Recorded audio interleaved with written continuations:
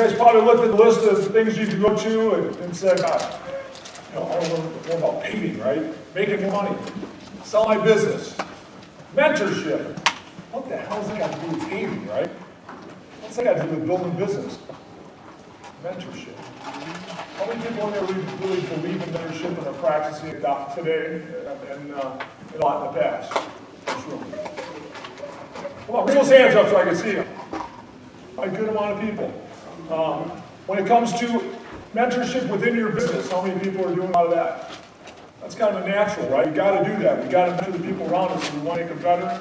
We want to grow a business of the culture we want as a culture. We better mentor people, right? How many people are seeking out mentorship, across town, business leaders in the area, right? All right. How many are reaching across the globe and saying, hey man, who's doing this the best in the world? Who's people reaching across the globe? And all right. It's like, it doesn't seem like you can do that, right? Reach across the globe, find the best minds in the world. But that's what I've been blessed to do in my life. I mean, you're going to hear a lot about the way we went about mentorship and what I have. Originally, it was kind of, I really was a hillbilly in this business when I first started it. Started with $2,000, 1981, 18 years old. My friends laughed at me because I told them I wasn't going to college. I wasn't really, graduated the top 75% of my class. I thought that was pretty good. But colleges weren't really looking at me. I was a pretty good athlete, but just good enough academic student to play sports. I'm really competitive, so I told my friends one day that I was going to be an entrepreneur. I started a business. And through high school, I'd been doing paving for a paving contractor, doing driveways, did a little bit of landscaping. So I told my friends at the study hall table I was going to start a business, and all the friends around the table were going to college. And one friend of mine, kind of a smart-ass friend, said, so you're going to be a ditch digger, Rabine? I said, I guess you could say that. So he whispered again, a ditch digger, the world needs ditch diggers, Rabine. Right? And I said, yeah, right, whatever, right? And then he tells all the kids around the room, he says, so Rabine's going to be a ditch digger! And he laughs about it, right, and everybody laughed a little bit. And I could take it, it was a moment I'll never forget, because I was a little bit embarrassed, but yet it was a chip on my shoulder I never let go away. So I think that that sparked my competitive drive to start a business as soon as I could, and then lead a business as soon as I could. And within 4 years, I just wanted to make sure within 4 years, I was in way better shape financially than those friends of mine that were going to college. I had a head start. They were going to have debt, maybe, right, if their parents were paying for it. And they also were going to be in college, right? Were they going to be making it in college? So I figured I could do something. A few months out of high school, I started my paving business with $2,000. Knocked down doors, paving driveways all around the Chicago area. It grew very slowly. I'll go over a couple things here, but it grew very slowly. It was kind of like a hockey stick, right? In the last 15 years, 15 years, it grew a lot. But when I look around this room, I look at people of all ages, right? But how many people are in that, let's say, that 20 to 35-year-old age group? Okay, looks like about a third. Millennials. All right, how many between that 36 and 60? All right. How many over 60? All right. Okay, we look at that. We say, hey, let's say you're 25 years old, right? What are you going to do with mentorship? I mean, can you mentor anybody? Are you really qualified? Well, hell yeah, you are. I mean, as a 25-year-old, there's a lot of things you've learned in your life already. That you practicing mentorship in that kid down the street, your little brother, little sister, and understanding the value of that, not just for them, but for yourself.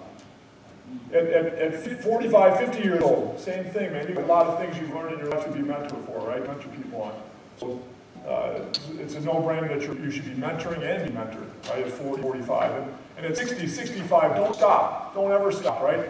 Constantly look for mentorship and mentor as much as you possibly can. And through mentorship, you're going to learn to be a better leader. You know what? We're a little stiff right now. Everybody stand up in this room. I'm stiff myself. I can loosen up a little bit here. Okay? We're in the South there, and last night we saw some big bands, and everybody's whistling, they're clapping, right? Everybody can hear one thing that I do after it kind of quiets down. What I do? Yeehaw! Right?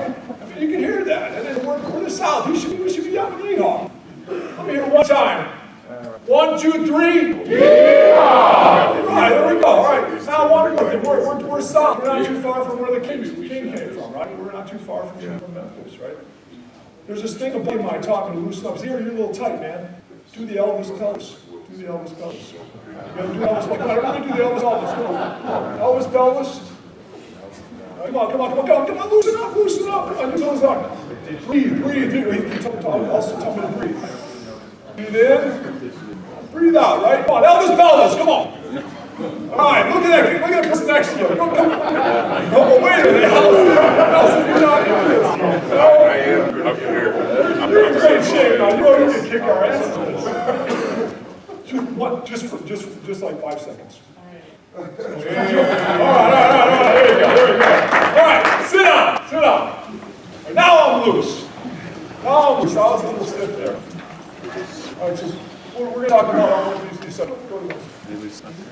So we look at, the story of myself, right? 18 years old, I said, right? I did a lot of mentorship. I had a dad who was a super hard work guy. He was a workaholic. He worked in a factory at nights, and then he started landscaping business. And then he did landscaping, he did firewood, he did everything he could to make a buck, and he was a great winner. At 18 years old, I had no clear path, really. I just knew I wanted to work hard, and I figured I could outwork people. So that's my dad and our big German Shepherd there, myself with all the hair. The old process, right? What's the old process really? Talk to local contractors. I'm sure a lot of us have done this, right? As we grow, you two young brothers, right? Michael, what's your name? Chris? Michael and Chris, young brothers in business. I'm sure you guys are out talking to local contractors to get their work, right? Number one, and then also learn from them, hopefully, right? The good ones. If you pick out the good ones, you think the culture is what you like, right? The character is what you like, their product is excellent, you can learn a lot from them, right? So your customers are a great place to learn from. Competition, you got some great competition in the marketplace or across town, good people are going to teach you, they're going to help you. Even if they're competition, usually they're going to help. The only people that don't want to mentor are those probably didn't learn a lot, don't know a lot, right? Aren't very confident in what they do. So you don't want to learn very much from them anyway, right? But those experienced competitors, right? They raise their hand and say, heck yeah, man, you two young cool dudes, man, I'll help you in a heartbeat. I'll do whatever you call me anytime you want, right?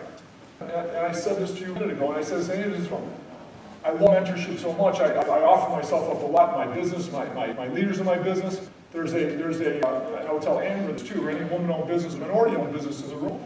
I've got a CFO that's spectacular at women-owned businesses and minority-owned business as far as helping them, show them how to get to from A to B, how to go through all the crazy paperwork and where to apply for different types of business and all that.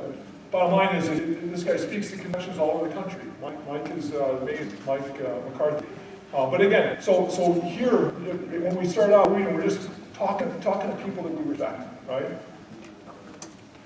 So for me, 37 years of growth, 1981 to 1993, I strived to be the best driveway guy in Northern Illinois. And I worked hard. My equipment was the worst in the marketplace. My competition laughed at me. Every time I hear somebody saying that the guy's never going to make it, he doesn't know if he's a landscaper, paver. He's kind of a hillbilly kid, right? He's not a professional. They were right about all those things. My quality was mediocre. My safety was non-existent, right? But we worked hard and grew this from nothing to $2 million in revenues. Started out in my own business for the first few years. My dad, who was a big guy, he's kind of a bullying guy. I love my dad, but he bullied himself in my business. After 3 years, I started making good money. And he helped me buy a piece of equipment. He said he was going to loan me the money. But after I got equipment, I was making more money than ever for a couple months. My dad said, Dad, I can pay you back pretty quick on this machine. And he loaned me half the money. It was like $70,000. I said, yeah, Dad, I'm doing pretty well. I'm going to pay you back pretty quick. He goes, pay you back? He goes, what are you talking about? We're partners now. So I said, what do you mean partners? Hell yeah. He goes, we're partners. I bought that machine with you. This is only one machine. Dad has other stuff. The bottom line was, instead of arguing with him, we became 50-50 partners. Until 1993, when I bought him out. It was kind of a bio we had to have. I was a wrestler. My dad was kind of a brawler. I got a little stronger as I got older, and we started having fist fights on jobs, and that just wasn't too professional. We weren't getting a lot of respect from the customers I really wanted to get, because the word was on the street. Hey, if you want to show, right? 1994 to 2006, I bought my dad out in 1993. We were a $2 million company, and 1994 to 2006, I was able to really, go after work. My dad was a great guy. He's a great guy. He's 80 years old. He's still a crazy man, but he's a great guy. But in 1994, driveways mostly were in parking lots. My goal was I had to pay him off still. I had 10 years paying him off. I bought him off for way more money than I thought it was worth. He thought he gave me his half basically, but it was a lot. So the next few years, I knew I'd grow fast. So 1994 to 2006, we grew 2 million to 20 million in revenues. Which was 2000, and over that time, it was tough for the first few years, but as we continued to go after the parking lot business and started taking more work in the Chicagoland area, Northern Illinois, it worked out. Grew substantial. And so over that time, the mentors that I looked for then were, again, regional people that understood our business. It was entrepreneurs that I respected, that had grown businesses and scaled businesses, mostly local regional businesses. And it was great. I mean, it definitely helped me out, and they're still there for me today. Many of these men, some of these people I met, I'll give you an example. A guy named Fran Houlihan. Fran Houlihan, I paved his driveway for him. He had a beautiful driveway in Barrington Hills, Illinois. He had a $2 million house. And he said, you did a great job on this driveway. This is probably 1996 or 7. And he said, boy, you know what, I got a driveway in Lake Geneva. And so he had another house up there, probably a $5 million house, and I go pave that driveway. He said, you make some serious coin, dude. You got to be making like $1 million a year, Frank. How'd you build this thing? What do you do, right? And he finally said, let's go out for coffee. So we went out for coffee, and he started talking to me about innovation and differentiation, how he built his manufacturing business by being the best in the world at what he did, and how he used innovation, great engineering in his business to discover things that nobody else did. So in Fran's business, he had a lot of patents. It was all plastics and paper business, but Fran had about 7 or 8 houses like that across the country. But a great guy, built it from nothing. So Fran still is my mentor, is a mentor of mine today, and he's 86 years old, and he still hunts. You go hunting with him, golfing with him. But Fran's an amazing guy. He's always been there for me. So people like to know that they can help somebody, a younger person or any person that's passionate about a business. So Fran, different than my industry totally, but I learned a lot about differentiation, innovation through Fran, right? We'll go to 2007 to 2018. This is where I really became a nut when it came to seeking out mentorship and then mentoring others as well.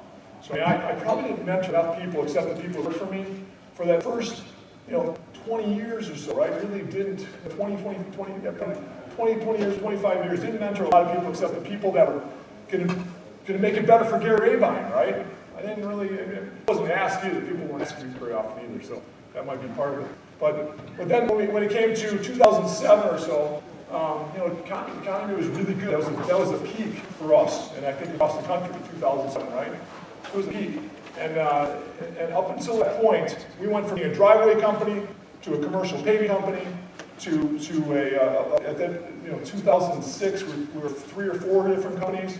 One company we started was Rabine America, a national company, and so at that time I was looking for all different people that had done before, scale businesses nationally, and I started to stumble upon a couple of groups that were really valuable to me. But again, I can talk about that. But we went from 20 million to 220 million. Actually, and that was 2013-14. Since then, we sold a couple of companies. We're back on our way back beyond that. But we've done a lot of stuff. Some businesses worked out well through poor mentorship, probably, and some businesses not so really well through great mentorship. So I'd like to do it. I'd like just a 10-minute break out here on these 3 things. The best mentor in your life, and who might it be? Write it down. I want you to reach out to somebody that you don't know so well next to you, right? And I want you to talk about these 3 things. The best mentor in your life to date, right? Best advice that mentor or any mentor is giving you. The best advice you got that you know in your head you wouldn't have done it if this person didn't talk to you about it, explain it to you, or guide you, right? And then best shared experiences. Best shared experiences is just, again, somebody sharing something with you that motivated your mind to think differently. All right, so if you guys can kind of just think about this for a few minutes, write these things down. I don't want you to talk to the person next to you about it, and I want to share some stuff with you about it, okay? Ready? Hit! Shake hands with somebody next to you. Brothers, don't talk to brothers. So, my life, I just gentleman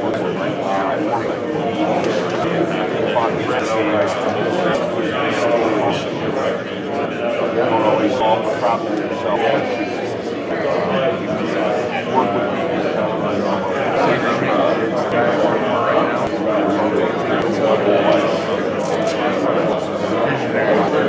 in that also find us what the customer is saying. And then best shared experience, everything's like that. On the whole, it's just positive. You don't try everything. Not only business,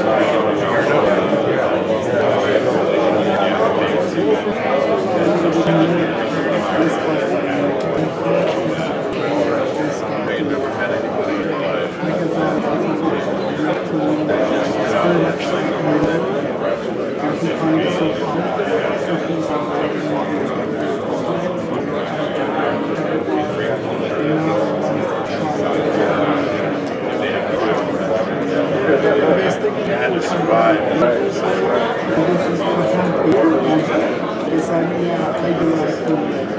Good solid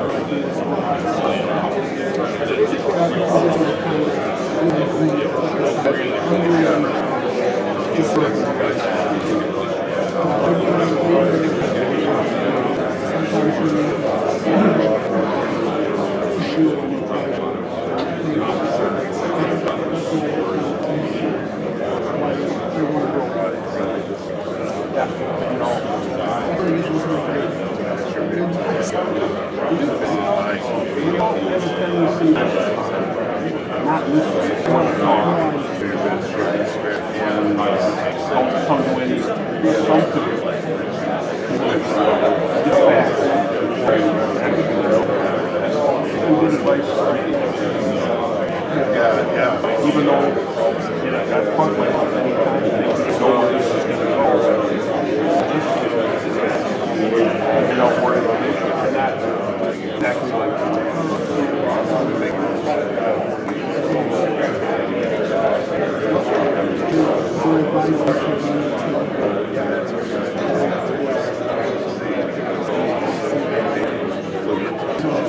this is a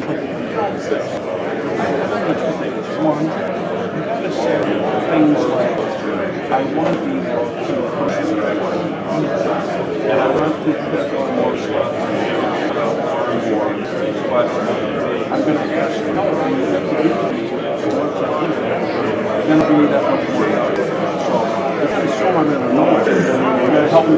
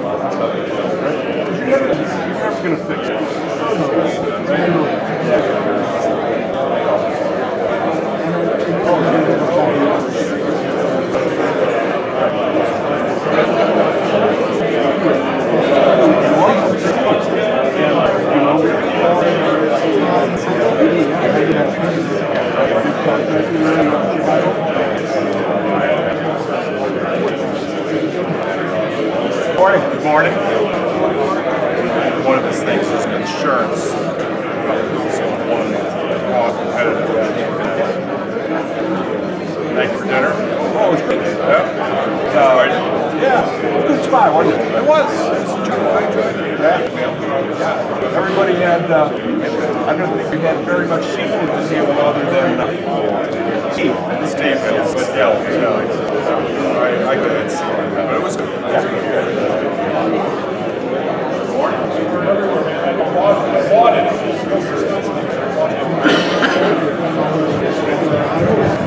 All right, here we go. All right, sounds like we got some great interaction going. Everybody's loose. If anybody gets stiff around here, you got to get up and do Elvis pelvis. So beware. So we got to stay loose. Mike just asked me about my belt buckle. He said, "You don't wear it around Chicago, do you? This belt buckle." I've never wanted to buy expensive jewelry in my life. It was at my wife's diamond, our wedding ring enrichment was 1 week's worth of pay. I didn't know it was supposed to be like 10 weeks worth of pay. So it was like a $600 diamond ring that she cherished for 30 years. Finally, at 30 years, I bought a bigger diamond ring. That's the most expensive jewelry I ever bought. And besides that, I don't wear watches, but this thing right here, man, this is a belt buckle that's the most expensive jewelry other than my well, I can't tell you. I have to tell you. But the bottom line is, I'm sure you might be a couple of Trump fans in there, but I like what this guy's doing for our country. Right? I was at an event with two friends of mine that bought Trump a belt, had a belt built, and sent it to him for his when he won the election. He got this belt. So I went to this thing called the Cowboy Christmas, and this friend of mine had it made for him. Take me to this place where the guy made the belt buckle, and he had one other one he made at the same time. He made 2 belt buckles. One, well, his had diamonds in this, but I'm looking at the belt buckle. It's really, really cool, right? And I'm pretending to be kind of cowboy, I guess, because I got boots on. But I'm not. I can't hardly ride a horse. So I'm kind of buying this thing, and I wear it every day now because number one, I like what's going on in our country, and it's kind of cool too. So Chicago, I'm okay with these. Chicago's not liking it. Okay, so let's talk about this, right? Think about the people you were mentioning. Oh, I gotta say one thing. I'm kind of ignorant, and I'm always very unorganized. So you guys gotta hopefully forgive me for that. But this gentleman right here is my partner. His name is Quinton. Quinton James is an amazing guy.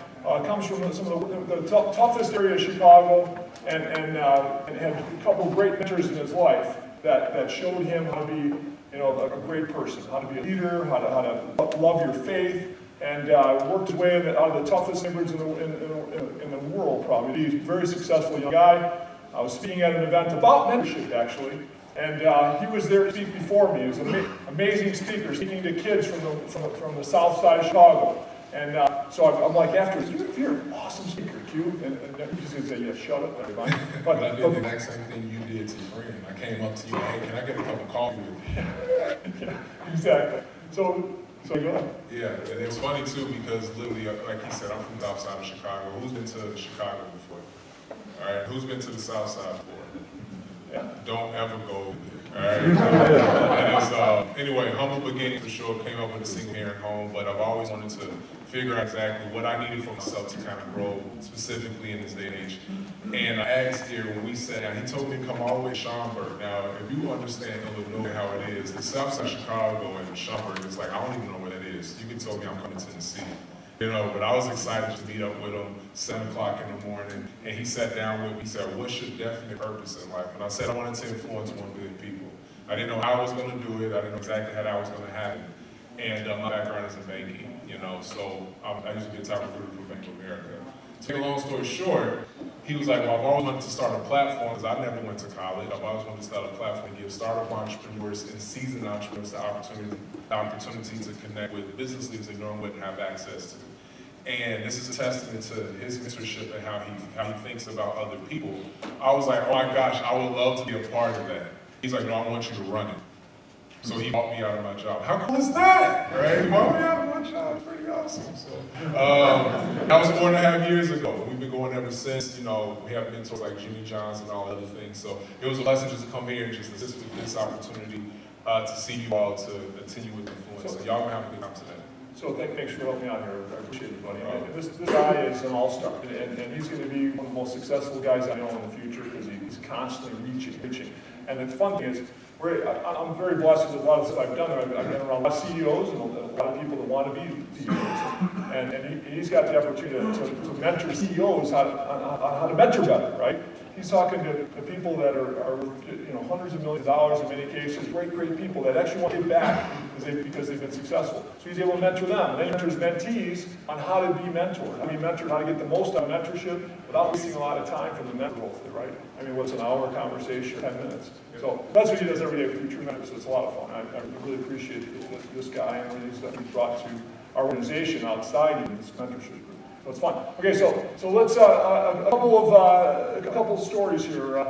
Who's got a story to share about somebody to look upon in their lives as somebody that really made a big difference? And it could be a father, mother, it could be a business leader across town. My man at johnbomb.com. So, that is trademark. It's yours. Johnbomb.com. John, introduce yourself. I'm John Kreider. I'm the Vice President of American Asphalt out of South Jersey. We're kind of a mixed contractor. We do material sales and construction, seal coating, everything. We have a couple plants in South Jersey. So, but I'm a first-generation contractor myself. My great-grandfather started paving in 1947 Syracuse, New York. So it's Jersey top is called I-5. So I always said I-5 runs my blood. That's kind of rocky. It really should be like 80-20 or something, or PG-64. But whatever it is, yeah, I've been in the industry. And when I was 10, 11 years old and I started raking asphalt, my dad, my stepdad, he said, Johnny, sometimes it's not good to know how to do everything. It's better to let people do those things. And ever since that point in my life, I've just known, like, I love to do the work, but sometimes it's better to have a guy in that place to do that work and to be able to do the next level. What a great point, right? I mean, you understand what you're great at and try to be great. And things you're not so great at, that you're not as passionate about, let's maybe surround yourself with people that have those attributes, right? Awesome, thanks, man. Who else? So because is your stepdad. All right, stepdad. You got me coming all the way to the back. No, you good. My name is John Dodge. I'm from Washington State. I work for Special Asphalt Products. Came out of a 15-year career in the steel business, structural steel business 8 months ago. My mentor, other than my dad, was a gentleman by the name of Lloyd Kegney. He was my general manager for PDM Steel, and when I took over a territory, it was really kind of breaking into being a sales territory manager. He let me know that I knew my territory like it was John Dodge Steel, not PDM Steel, that to take the ownership of that territory. Short story, the territory had been there for about 6 years. They'd gone through 6 reps and had been stagnant at $4 million. And through his mentorship and kind of getting me to take ownership of it, we grew it to $11 million in about a year and a half. And now I've kind of taken those principles to my new position, exact same territory, but in asphalted products, and already after 8 months seeing it grow. Did you call that John Dodge Incorporated, what you said? Just John Dodge Steel is what Dodge. yeah, so it's got John Dodge Asphalt, but I love it. yeah. Exactly. So what was that, right? I mean, every one of us, whether we're in a role as a laborer, or as an operator, or a foreman, a superintendent, or we own the company, right? I mean, we got to take ownership. It's tough sometimes for people that are in an organization. If they see stagnation, no growth, right? It's tough for them to think of themselves, their own individual little corporation that's going to build positively without maybe people like mentorship above you. That's awesome. Any more? One more? Introduce yourself. My name is John Grubb. I'm from. We have all Johns in here? I came out of college. First job I got an incredible boss, and he always had a thing. When you have a big decision to make, he said the criteria you go by is God, country, family, and then yourself. And I've used that throughout my entire life. And he's a really good mentor, a hard worker. But those criteria, he always said, you got to make your decision. These are the 4 things you got to look at. He said, don't get them out of order, because if you do, then you're going to screw up. And so that's been my four things I look at every day. I love it. How many people in here have values, 3 to 6 values in their company, in their organization, that they've been living by, and they live by? How many? Raise your hands high. Okay, gosh, it's only maybe half the people in here, right? So important, and I wish I would have done this years ago. I wish I would have done the first 2 months I was in business, and I didn't do it for 15 years, and wasn't very good at it until like 25 years before we really started taking ownership in our values, right? And I'm telling you, your culture changes in a big way. If you can lead yourself by the values, right? As John said, right? And if you can then every day, right, have people in the back because they're living by those values, and pull them to the side when they're not living by those values, and fire them, right? And not hire if they can't live by those values. Huge thing, right? So great mentors in our lives can definitely, and also if you have great values that we think are working well to create a great culture, share those things. That's something that we can always mentor on. And I guess we're missing one slide, but so the one thing that I want everybody to get out of this thing is think about where you want to be in 10 years from now, all right? Think about where you want to be in 10 years from now, and write this down, 10-year vision. Everybody write down 10-year vision. Where do we want to be in 10 years, right? 10-year vision and a question mark for you, right? Just think about it. From here to 10 years, where do you want to be? If you're in the labor force and you want to be a foreman, if you're a foreman, you want to own your own company, right? Don't shoot low, shoot high. 10 years is a long time. And it's a short time to go back and think, 45 for me wasn't that long ago. I remember what it was like at 45. It wasn't very long ago. But over time, you can do a hell of a lot of great stuff in 10 years to really grow a business, right? Grow yourself. So think about 10 years from now, vision. Where do you want to be personally? Okay. Family and professionally. Personally, family, and professionally. Okay. All right. So and then as we want to talk about that, after we talk about how to get to where you want to be in 10 years. So we think about mentorship. There's a couple different things we talked about briefly, right? Industry specific. So again, reach out to those people in your space that are great at it. And again, talk about what do you want to be great at? There's so many things in our industry, right? Whether it's practices, it's procedures, it's industry, it's markets you're going after. All these things are things you'd be thinking about when you think about how can I be meant to be better at these things, right? Leadership specific. I believe everybody in this room, and myself included, I need to continually look at what can create a better leader, as Gary Rabine. What do I need to do to be the best leader I can be? So that my leaders in my businesses get better every day because of hopefully my leadership and my effort to continually get better. So leadership is what are the different things that you can do, whether it be informal, formal mentoring.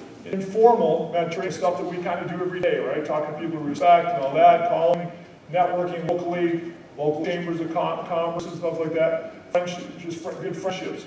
You guys probably, many of you have heard this, right? You're probably about the average of your best 5 friends, right? Think about your best 5 friends. You're probably the average of that. Right? So think about best 5 friends. There are a couple of them, not so good culturally. Are there a couple of those friends who want to take you out and get you drunk because they like to get drunk, or a couple of those maybe they don't do business in an ethical way? I've had that. I've had a mentor in my early days, in the 80s. I had a mentor that I really respected this person because he built a big business in excavation, road building, all that. And he's a really nice guy. He took me under his wing and kind of told me about how to estimate better and how to go after different customers and all that. But ethically, he wasn't the guy that I should have been hanging around with, probably, right? And he's not a friend anymore. He's not a terrible guy. Just he's not what I want to see in my top 5 friends, right? That I'm going to hang around with. He was one of my top 2 friends that I hung around with a lot. So today, I think about that a lot. I have a friend of mine. We do a podcast also. I didn't say it, but we do a podcast called Ditch Digger CEO. Ditch Digger CEO. I'm so blessed with lots of opportunity and leadership that I meet a lot of people. So I've got some really fun people that have built something from nothing into something very large. And all of them are people that give back. If they don't give back, I don't want them on my phone. If they're not striving for world class or not world class, I probably don't want them on the show. I want people like myself and people in this room to listen to these things and get little nuggets of successful hints of success. And I guarantee when people listen to these, they're going to get it. I've got my story, my hillbilly story. I told a little bit about that, but I got Jimmy John's story, who started with nothing to be a billionaire today. Super passionate guy. Founder of Redbox. I've got some really good friends of mine that have been super successful. And I've got about 20 of them done. I'm going to do hundreds of these in the long run. Eventually get to be people I don't know so well, probably. I'm taking the low-hanging fruit, people that I network with in groups that I'm in. So again, reading, podcasts, all informal, right? When you formalize it, you create a defined plan and a schedule, people take it serious, right? Those mentors take it serious. You as a mentee will take it serious. If you're the mentor, same thing, you take it serious, right? Your time's valuable, you need to. Both sides of the mentorship thing, you gotta take it serious or don't do it, right? Everybody's time is very valuable. We only got so much time on this earth. So again, define plans, join networking groups. So when you look at different things you can network within that are more structured, where you get forums and things like that, some of us have the local chamber of commerces, some of us have, you got EO. How many people in here are owners of the business right now? Owners. Okay, so an owner, there's EO, there's IPO, there's different groups that you can join after you get a certain size. So let's say it's $1 million or more is EO and $10 million or more is IPO. These things are unfair advantages when you want to grow as a leader, because you're around all these people that have the same mentality of growth and scaling, right? You'll be around.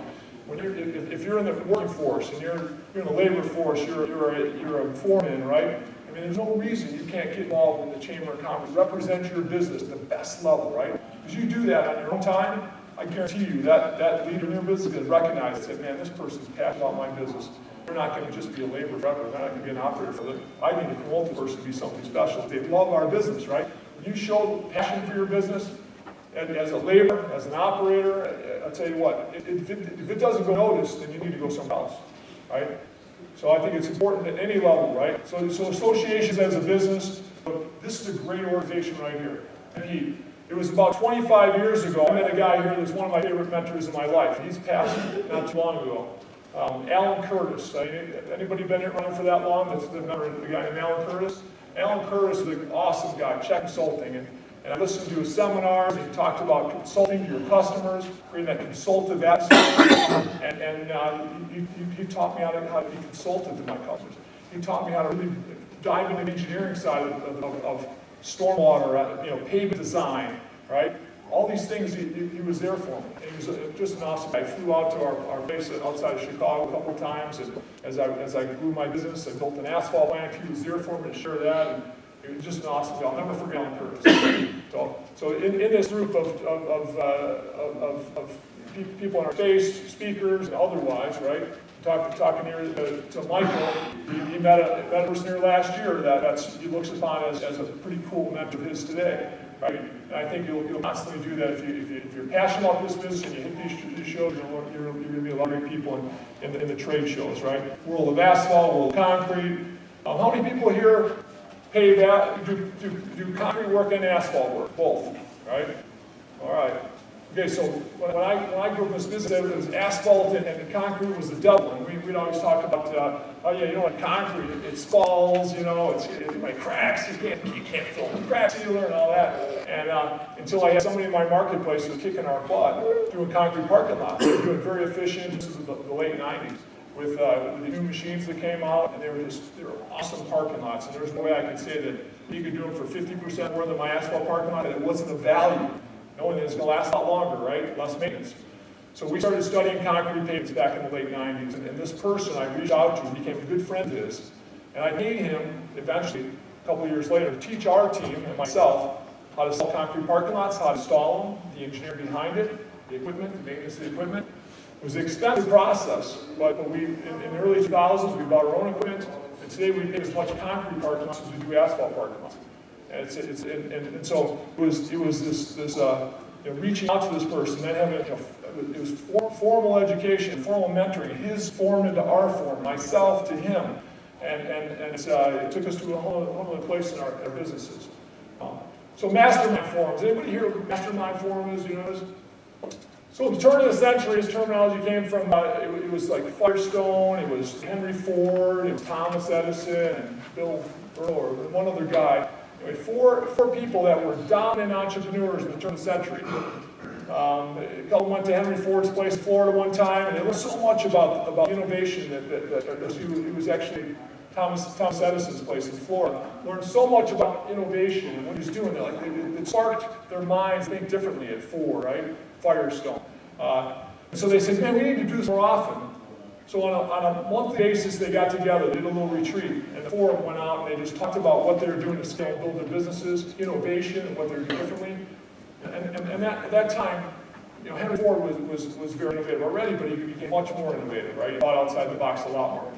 Firestone, same way. He got a lot of different things. He was very innovative in his industry and became a leader as well. And Thomas Edison, who was more of an introvert at the time, became more of an extrovert, and he understood why these guys were so successful, because they had high EI that he might not have had, right? So Mastermind Forum, what is it? It's pretty simple, right? If we're one mind thinking on our own, growing our business on our own, it's just not going to be that easy, right? We have a lot of headwinds, and we only have so much intelligence, and we're not going to be learning a lot more. You read a lot, you realize things, but without other minds challenging you, it's just not that good of a ride.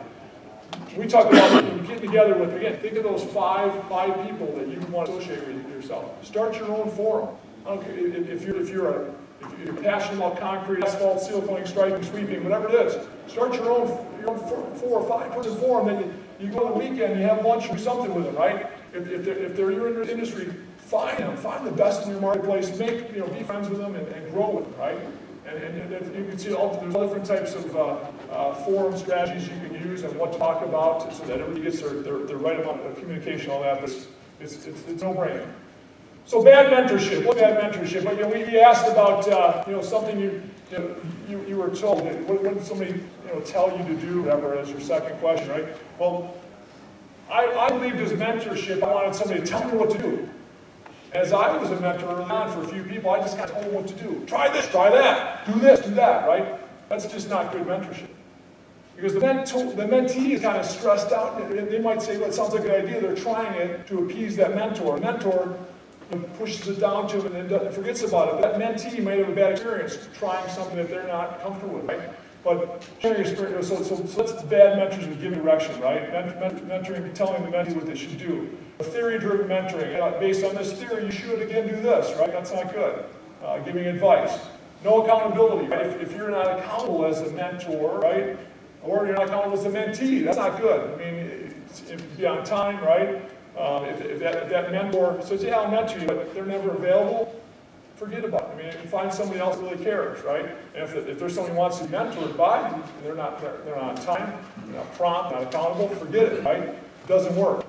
So no passion. You better have passion in what you're doing in life, right? And if you really want mentorship from somebody, you better be passionate about that subject, right? Or be passionate about that person. Same way if you're mentoring, man. If you're mentoring anybody, don't do it if it's too much strain on you, right? If you really don't love doing it, you don't enjoy it. Entitlement, not giving, right? If you're not a giving person, you're selfish, or they're selfish, it doesn't work either. So great mentorship is experience share, right? Mentee should be saying, share experience with me. I got this problem, and I'm going through this big problem right now. Can you share experience with me? Nobody has had experience like this, right? So there's no pressure with that, right? They're sharing experience with you. You can use it or not. No pressure, right? So results driven, right? Mentor to mentor discussing real results from their experiences. Hey, here's what happened. I had something like that happen to me, and here's what I did. It didn't work out so well, so I wouldn't recommend that. Maybe, I know somebody else did something different. It worked out pretty well, right? Accountability again. Committing to the plan. You got to be accountable. Passion. Both parties are passionate. Building a win-win relationship is really important, right? Don't do it unless it can't be. Unless it can be. So hunting for a mentor. What do you look for? Passionate leader, right? Subject matter experts. Similar values. I mean, values are big. Again, we'll go back to it again, but values are huge. Don't minimize what values bring to the relationship. Okay. Constructive feedback. Never be afraid to give constructive feedback to mentor or mentee.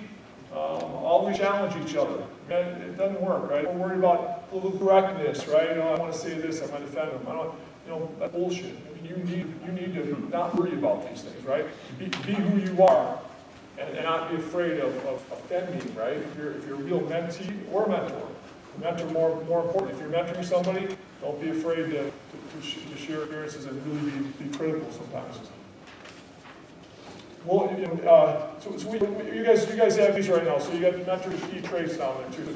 Take this with you.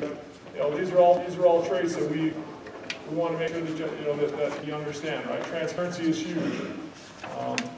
I share things with people I'm mentoring that I don't share otherwise sometimes, and it's 100% confidentiality, right? Long-term visions, you share your vision so you can help. If you get another person cheering for you, that long-term vision, that's a big deal. Inspirational communication, right? Try to find, if you're the mentor, right? Try to find ways to inspire them to think differently and beyond what they might otherwise, right? Accountability, of course, we mentioned that. Sharing experience, servant leadership. So servant leadership, it almost feels like it's overused, right? Servant leadership for me when I hear about leadership, but it's not overused, man. If we're there to lead, we're there to serve. And in our businesses, so whether it's this mentorship thing or in our businesses, our families, right? Complacency kills. Complacency kills every relationship. It kills relationships of our spouses or girlfriends, boyfriends, right? If we're complacent and we got them, they're ours, no big deal, right? Well, you're not taking them out, you're not buying them roses, or it doesn't work very well. If in business, same thing. And if you're good, if you're really good at what you do, you're probably about done. If you think you're good and you're the best, and you're not sparking new ideas and innovating, you're probably not going to be on top very long, right? So when it comes to servant leadership, the same thing. You want to serve the other side to the max, right? You want to serve them really, really well so that they're getting the maximum value out of it. And especially if you're a mentee, a mentor, you should be bringing as much of that relationship as they bring to you. So that mentor should say, man, I'm mentoring this person. They're unbelievable. I'm learning so much from them. And for me, I'm being mentored by someone. I want to know what they do, what their passion is, and how can I help them with their passion, right? I actually got a story of you in mind. We have one of the mentees that, I'm not going to say her name, but she actually is a physical therapist.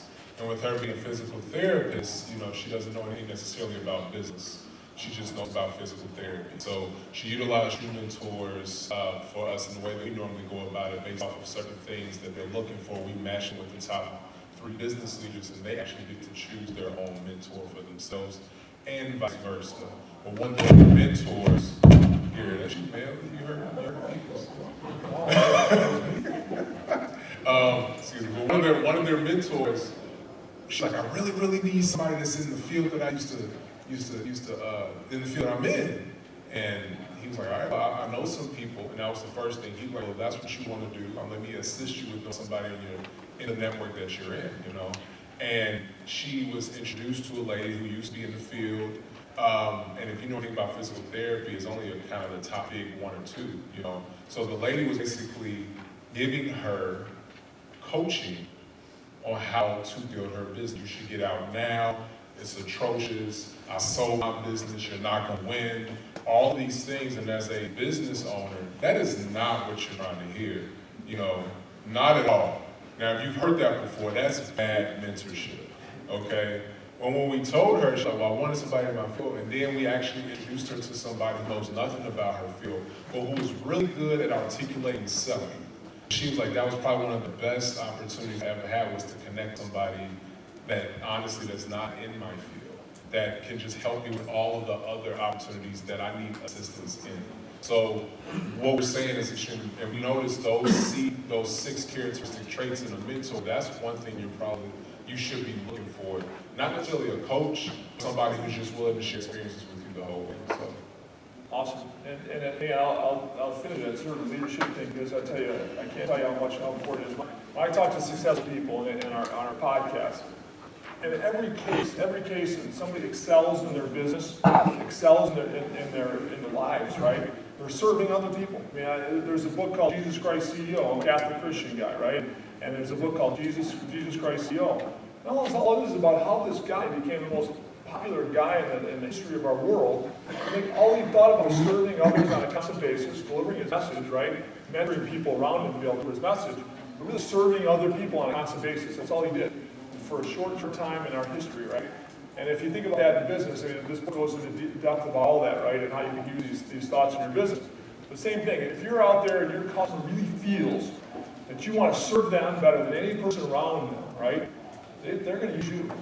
It's not always going to be price, man. If they know that you're there for them when other people aren't, you're calling them things and say, but anything else I can do for you, I want to be your best, man. I want to be your preferred paver, striper, sweeper, right? I want to be the person you think about first when you think about my industry. If If you're having those conversations with those customers, that's a communication about serving them better. They don't forget that. They don't want to use anybody else if you're close in price. I mean, if you think of that simple thing, it's overused really probably, right? But in my opinion, it's not. Serving leadership and serving others better than they can be served otherwise is a big deal. And that goes back to mentoring as well, but it's your, I'll use one example, and I don't want to get into politics too much, but we are from a state where we've been complacent. A state in the middle of the country in Illinois, Chicagoland area, right? Growing all the time. All the way up to 2007, this state never stopped growing economically. If there was a recession, we would maybe flatten up, and then we'd get back on track and start growing again. Real estate values never went down in value over the time, from the time I was born to the time I was 45 years old, right? Real estate was the place to, in Illinois, invest in real estate, it's like putting money in a great investment. And in 2000, up to 2007, we got more and more complacent. We're in the middle of the country, we got the biggest city in the middle of the country. Jobs always going to come here, our infrastructure is the best, you can't lose, right? So our unions got complacent, our politicians fed the unions, and our debt grew like crazy.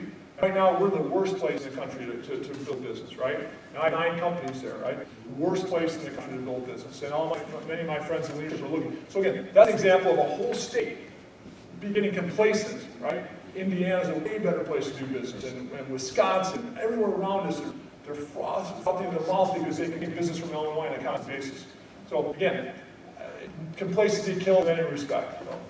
So we look at mentor hunting, right? What are good hunting grounds for you guys, wherever you're at? Just think about that. Think about the best people that you can surround yourself with in your business, in your faith, in your family, right? Friends, maybe your top 5 friends you might want to have in the future. Maybe you want to replace 1 or 2 of those friends. Maybe they're all awesome. They're all great friends, and you want to continue to nurture those friends, right? Maybe there's a couple you need to replace. It comes to business, same thing, right? Maybe there's a couple great mentors you have out there, but boy, you know what? You have 5 awesome mentors, people that you respect, you can be friends with in business and learn from. Boy, that's a great place to be, isn't it? So hunting grounds, think about locally, think about nationally. Boy, you know what? If you can think beyond all of it, think about world class, right? How do you find someone out there in the world that's the best in the world in your eyes, or at least the top 1% of the world of what you do? And if you get their ear and get to know them, man, that's a big deal. So through social media, you can probably do that, right? LinkedIn, social media, all these things today, you reach out like never before. So approaching your target, right? I mean, just be focused, be confident, right? If you know you're passionate about the subject you're looking for, right? Then they're going to feel it. If you're not so passionate, hey man, you know what? Mike, I kind of like what you do, and I'd like to be more like you. I don't really care about this industry that you care about so much, but man, would you spend some time with me to tell me more about this industry that I really don't care much about? Hell no, right? Hey, Mike, I love what you do, man, this Let's Pay thing. You guys are freaking awesome. I really want to be like you someday. I've seen what you built. How can I be more like you? Would you really want to spend like 5 minutes a week with me, 5 minutes on the phone, and I can just call you and share a couple experiences with you? Would you do that? Yeah, I love it, man. I love it. I looked you up. I know you're a family guy. I'm a family guy. You're passionate about this industry, and I am too, so we're going to have fun. I'm going to make sure I deliver value to in that 5 minutes. But again, if you're not passionate, people don't want to spend their time with you, right? You got to show passion. What are you going to do in life? So know what you want before you approach him, right? Mike, I just want to be better at that national paving thing, man. I know these guys are good at it. How do I do that better, man? I think Mike can help with that, right? Let them know why you're choosing him, man. Mike I know is a great guy. You're a family guy, and I look at about him, and he's focused on his business. He's passionate, right? And just that, man. The worst thing that happens is they say no, right? I mean, big deal. I mean, you expect the no's, and 10% of the time the yes comes about. It's a great yes. I mean, if you're going, and I'm like everybody else, right? No's aren't that comfortable when people turn you down. But if you're super passionate and it's a no, it's probably a good no, because they're probably not as passionate as you are about that subject, maybe, right? They're probably not as good at mentoring either, so it's probably okay as well. So, when they say yes, right? Start strong. The first 3 months are important. It's important to set that tone, right, and set that relationship. Create a mutually reasonable process that you both buy into, that you both handle, right? You know, if I ask Mike, I need like 10 hours a week from you, Mike. 10 hours, that's all I need, Mike. That wouldn't be so reasonable, would it? But 5 minutes to start, Mike's probably okay with that if he likes his business and he's passionate about teaching others. So, mutually reasonable process, you know, be prepared always, right, on both sides. Be prepared, and don't bite out more time than you can chew, that you can't be prepared enough. Take notes, you know, use technology when you can. Use social media to help each other out as well. There's a lot of scheduling programs out there you can use for this also that, you know, Q uses. And then follow up according to the plan. Always follow up, anything you're going to follow up on in time frame that exceeds expectation. And on both sides of the fence, they know how important that is, right? So 10-year vision. You know, how are you going to use this mentorship, right, for this 10-year vision? You know, when you think of family, again, strive to be the best husband, father, grandfather. That's my goal, right? I want to be the top 1% in anything I do.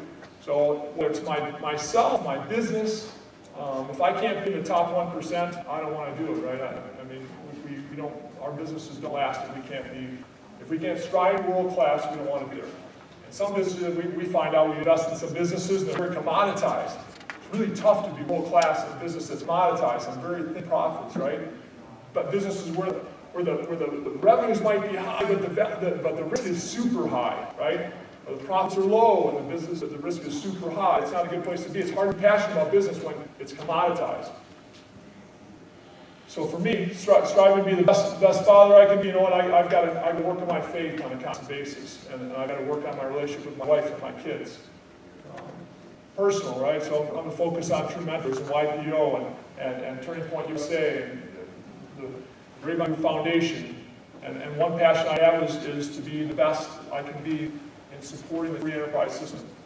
So the free enterprise system that today has gotten us to where we're at, myself and anybody in this room, is more successful today in the system we have in free enterprise than we would ever be in another environment, socialism, Marxism, or any other crazy thing, right? We need to embrace it. So my goal in the future is to constantly look for mentorship in the best minds in the world in free enterprise. Best minds in the world in socialism, right? So I can educate anybody around me on why I want to stay away from this thing. My friend that's a socialist guy, he's a great guy, but he believes in the system. It's not the right system for us in America, man. Here's the right system, and here are the minds of the people behind the free enterprise system. You got to know who they are, whether it's old history or new history, right? But that's a big focus of mine because I've been blessed to build these businesses in our country. And I'm an uneducated guy graduated through high school, and I've constantly been blessed with you know, profits and great relationships and leadership opportunities in this country that I wouldn't have anywhere else. So I'm staying engaged in anything I do in these spaces to world class. Professional, right? I want to lead our organization to $500 million and that's a $500 million enterprise value. So enterprise value to me is very important. It used to be that revenues is important. I still threw revenues out because it's a way to kind of measure. I used to always measure my revenues, but that's not so important really. Revenues doesn't mean much. It's about enterprise value. So write this down. I tell you, because it's only the last few years that I take this very seriously, right? Understand the market you're in. There was a speaker here that talked about, Mark Urbick, who's a friend of mine, talked about, you know, about mergers and acquisitions and building value in your business, right? But seek out those people, those mentors that might know a lot about valuations in the businesses we're in today, right? And I'm telling you, this is whether you're a laborer, an operator, a foreman, an owner, right? A future owner. If I'm out there moving asphalt, right, finishing concrete, I should want to care. Actually, this is kind of weird. People think it's weird. I should want to care about the enterprise value of the business I'm working in, and am I helping the enterprise value of that business?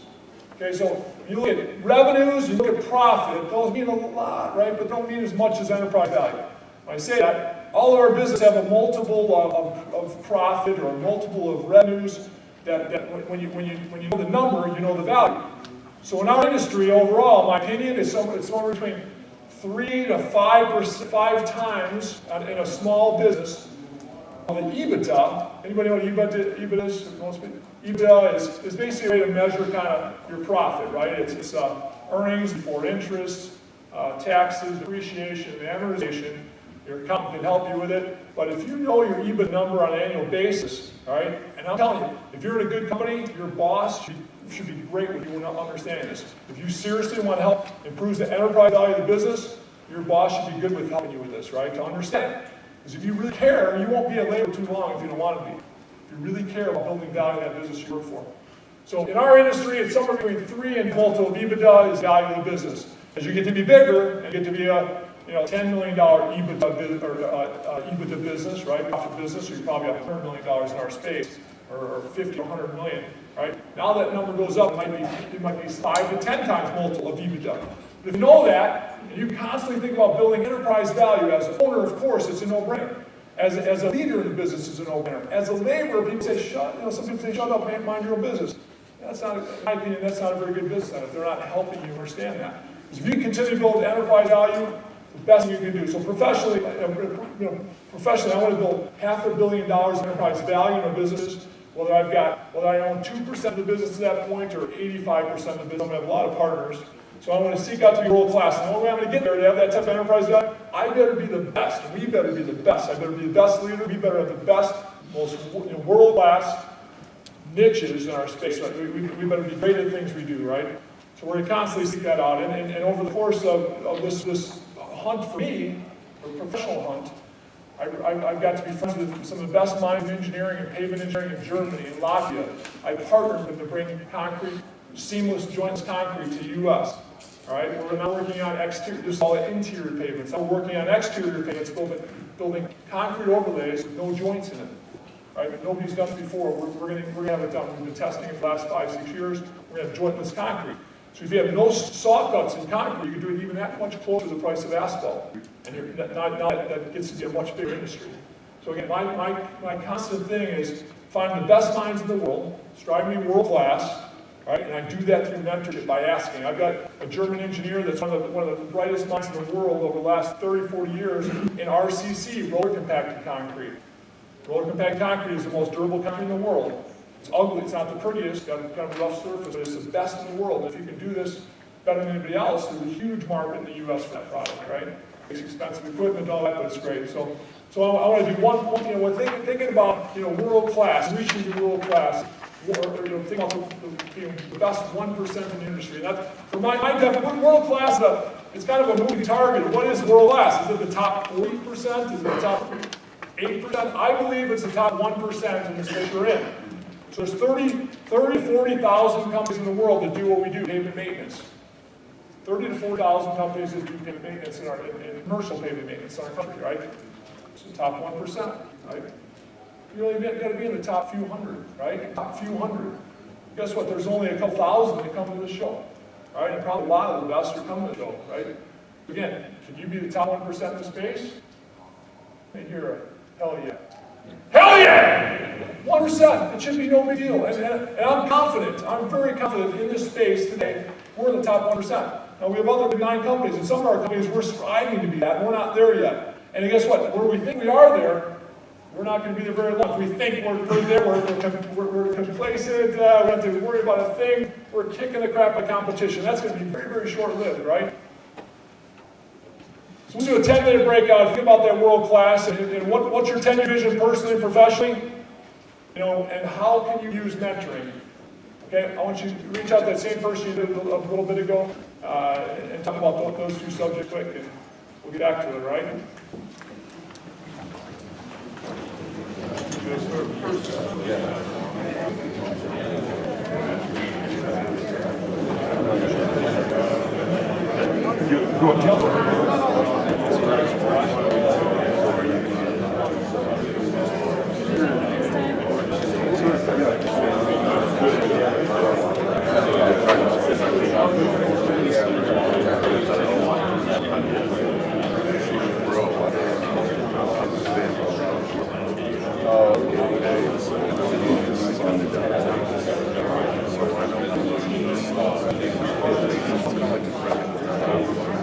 Yeah.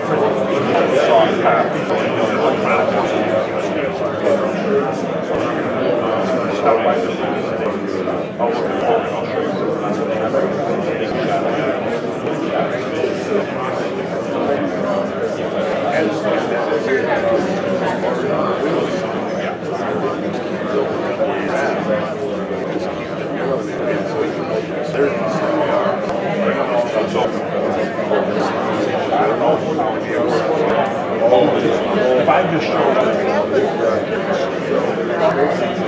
30 more seconds, 30 seconds.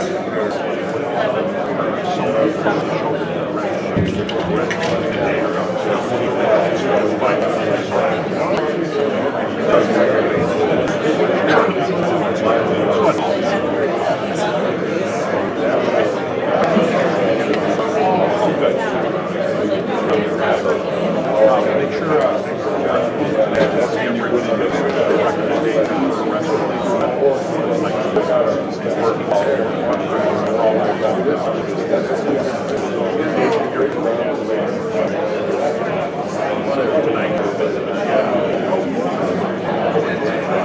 exhibit hall.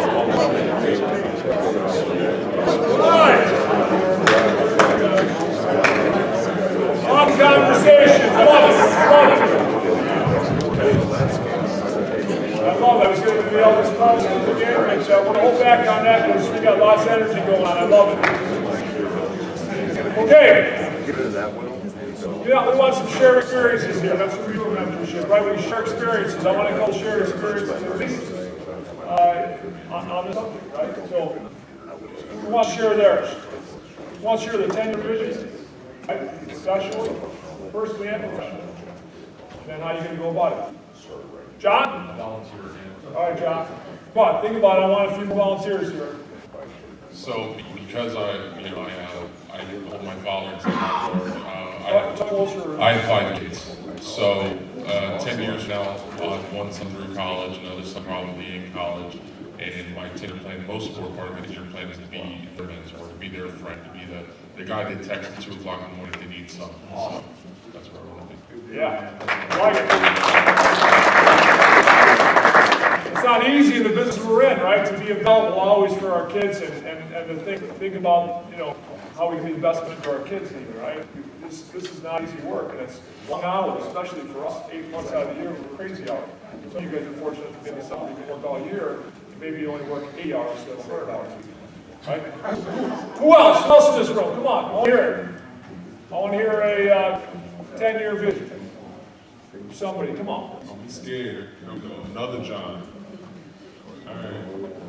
It's always John. We can't. No Dons, no Can't Rons, just no leave Toms. Amber, come on, you got something. Are you ready?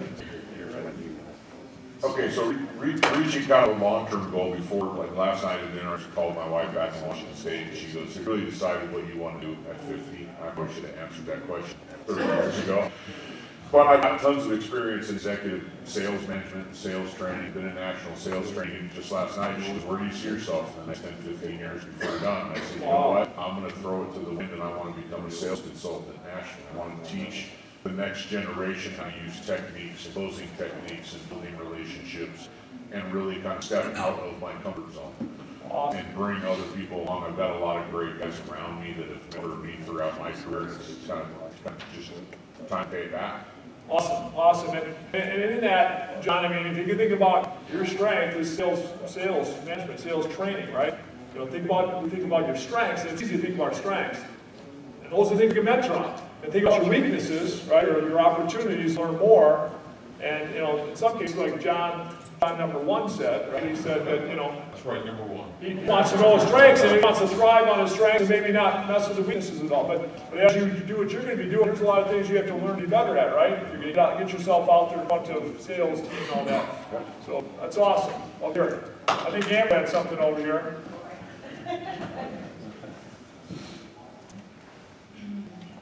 So I have, as well, kids. I have 3 boys and 1 in college. And for me, where I want to be 10 years has changed quite a bit over the last couple of years as I've done more and more federal projects. I'm a federal contractor, so I do a lot of stuff for the national park system. My focus was always more on being a woman-owned business. I wanted to mentor more women. And through Women's Chamber of Commerce, I've done a lot of that. I have a couple of mentees. But what I really have changed the last few years has been primarily, I've worked with some veterans who have PTSD. I have a lot of passion for that.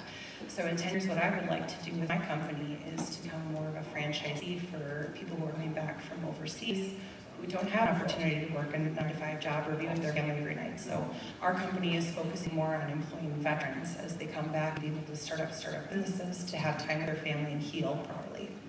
Awesome.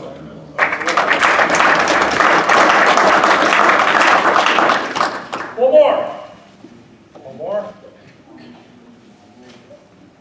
All right, no more. All right, one more man. All right, we got a brave young man in the back there. Q, grab him. Come on, hustle back there, man. Let's go. You're a runner, dude. Let's go.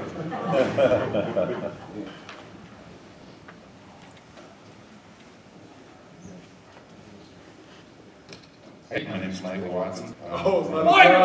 It's not a John. My dad's on. So. I've had a lot of great mentors in my life. I've been very fortunate.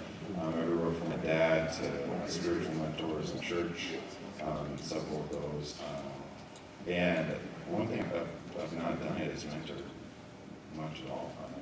I've done very little of that. So my goal is to start trying to find ways to be proactive in that area, maybe targeting 1 or 2 people in our company even, or just personal, and just start the process, because it's a pretty selfish consumeristic mindset. I think that's serving just to be. How old are you? 27. All right, 27. That's pretty common, right? Michael, I mean, it's pretty common to look for mentorship, right? Not to mentor someone, right? But man, you got a ton to mentor right now, and to mentor other people on, right? Your work ethic, your industry, kids, right? Kids that might not want to be in this industry because it's too dirty, it's this and that. Well, no, this industry pays pretty well, right? You can mentor kids that might not want to go to college into the opportunities that you've had, right? Absolutely. So how cool is that? Like it. I love it. Thanks, guys. So just think about that, right? I mean, think about that person that you look upon as a mentor in your life, whoever that is, right? What they look like, and you know, how you love them and how they never forget them. How cool is that to be the mentor to somebody else like that, right? For somebody, 30, 40 years from now, to say, man, you know what? I would never been who I am without Mike's mentorship, right? It's awesome. It's awesome to know that. And so my goal is to do as much as I can in the future. And I'd be there if anybody needs mentors, just a call about something. I'm available too. I love talking, especially industry brothers and sisters. I love talking to you. Any questions you guys have for me all in this room? Any questions, any business questions, and questions you feel would be, you have a guy over here that's doing some amazing work, so specifically in the field that you all in, which I'm learning a lot more about it now, so. Any questions at all? Only bad question is one that's not asked, right? You always get 50% of what you ask, 100% of what you don't. No questions. John? Within your asphalt portion and even concrete, because you really, I'd say, workforce distribution, what kind of in-house mentorship program do you have going to one of our biggest workforces is now the millennials. And I can tell you 5 years ago, I was screwing up with it. Yeah. I'm starting to learn a little bit more on how to bring them along, because they're not the same. I mean, I'm a little bit more of a boomer, grew up on a farm, and it's like, you got to be a jack of all trades. If you're not, you got to learn it. Yeah. The millennials aren't that way. Like, they want to be trained. They want to be a part of something. A little bit different mentality. What are you doing within your company, particularly your asphalt paving company, with mentorship? Yeah, so all of our businesses use this US plan. I mean, we've always done mentors very informally. We're moving it to very formal, and it's getting better and better. But we use this thing called US system, the Entrepreneurial Operating System, which kind of talks about this exact subject. It identifies culture and culture of different generations, and we have weekly meetings, we have quarterly meetings, right? And we're trying to spread this at all levels of our business. So far, we haven't gotten to the labor force yet, actually, so we're moving that this year. Basically, it's anybody comes on has a mentor as far as to teach them the roles and be there for them, answer any questions, and then we want them to actually call out other people in the organization that they want to mentor by as well. So that's been an informal thing we've been doing for steady for the last 5-6 years. And now Quinton's actually building a formal process in an organization where you must, if you're a leader, you must mentor a couple of people. And I can add on to that. So it's called Professional Leadership Initiative. What we're basically doing now is utilizing a hierarchy. If you've heard of a Maslow hierarchy triangle, the wants and needs is what a company can give, but ultimately what you want from the person is have self-actualization, self-realization. A lot of people don't know who they are. So what we're doing currently is utilizing top talent and training top talent in a couple of things. One, love languages, because a love language, everyone wants to feel love. And love is not necessarily a feeling, it's an act. And when you know how to make someone feel love, you can thus 9 times out of 10 do something for them, give something for you, right? It's called feeling the love thing. Another thing is personality traits, which I'm pretty sure we all understand. Everyone has a personality. In so many ways. So if you understand somebody else's personality, you'll be able to benefit and connect with them from that perspective, in addition to some emotional intelligence and some financial literacy. So for millennials, which I am one of them, those are some things that we look for. How do we manage our money? How are we able to then lead the people in the specific role that we're in, which gives us the opportunity to grow in different. So when you said that love thing, didn't that sound a little like kind of corny almost? Did that sound corny to anybody in there? Love? You're supposed to love? No, it didn't, Doc. No, exactly. That's awesome. Exactly. Because guess what? I mean, again, some of us, most of us are Christians, Catholic Christians, whatever, right? God tells us to love everybody, love our enemies. We got to love our enemies? Come on, how do you do that, right? That's tough. But to love the people every day that are working alongside you, that should be a no-brainer. Because if you don't love that person next to you, and we talked about this, so mentoring and safety has probably been our strongest suit because we've had to get better and better at safety, right? Because we want to work for tougher and tougher customers. We want to work at nuclear plants. We want to work at refineries. We want to work at all the toughest places to work. And if your safety sucks, you're not going to work for those guys, are you? Right? So we were forced, kind of, not because we didn't have a lot of major accidents, we just had little accidents, we had little complaints and all that, but our moderate went way up, and then we could get in with the best customers marketplace. So we had to learn about safety, but in learning about safety, the biggest thing to talk about is actually, number one, I love every person in our company because they're there every day working for us, right? The same team. And I want my team members to love each other because if they love each other, seriously, if they love each other, they're going to watch out for the best interest of that person. Truck's backing up and that person doesn't hear it, and somebody doesn't care about that person walking behind the truck, that dumbass, probably won't get hit, but let him get hit. I mean, that kind of goes on sometimes out there. And lives are lost, and limbs are lost because of that, right? But if you actually love your teammates, and they know that, right? You're going to work a lot harder. You're going to have a lot less comp claims. They're going to care about each other in the field we demand that they care about each other for sure. We don't demand that they love each other. That might be a tough one, right? But we demand they care about each other. And if we see anybody in our teams, we have a lot of people on the field today, if we see anybody that doesn't care about the person next to them, we don't want them on our team. If they don't care about the safety of the person next to them, we need to get rid of them. We try to interview for these core values that include these things, right? And we exit people if they breach them, they can't live by them. But again, so love sounds kind of like a goofy, funny thing, right? I had a hard time saying this 15 years ago that I really love these people. That's what I say to my wife, my kids, right? My mom, dad. No, bullshit. I mean, you need to love these people that work for, in my opinion, and work alongside you because they're going to drive your success. Whether you're in the field, again, you're a foreman, you're an owner of a company, you're a partner in a company, they're going to drive your success, your personal success, your professional success, right? So there's a book that I can have a golden nugget, if you will, if you want to necessarily look for yourself. It's called The Servant Leadership. The Servant Leader by James Hunter. It really speaks a lot more specifically. I'm not going to go into details of it because it's a really good book for you all to read for yourself. But it definitely gives a highlight of some of the things that mentorship really looks like in that regard. So you got to put that up there. But The Servant Leader is definitely a quality book for people. Yeah. Really serious about it. You know, and these other books are books that we've read and we believe in, but one that I really like a lot is Laws of Success. Laws of Success is a book that Napoleon Hill wrote a long time ago. And I like the turn of the century, champions of industry and champions of entrepreneurship at the turn of the century. They changed our world like the technology companies are changing our world today.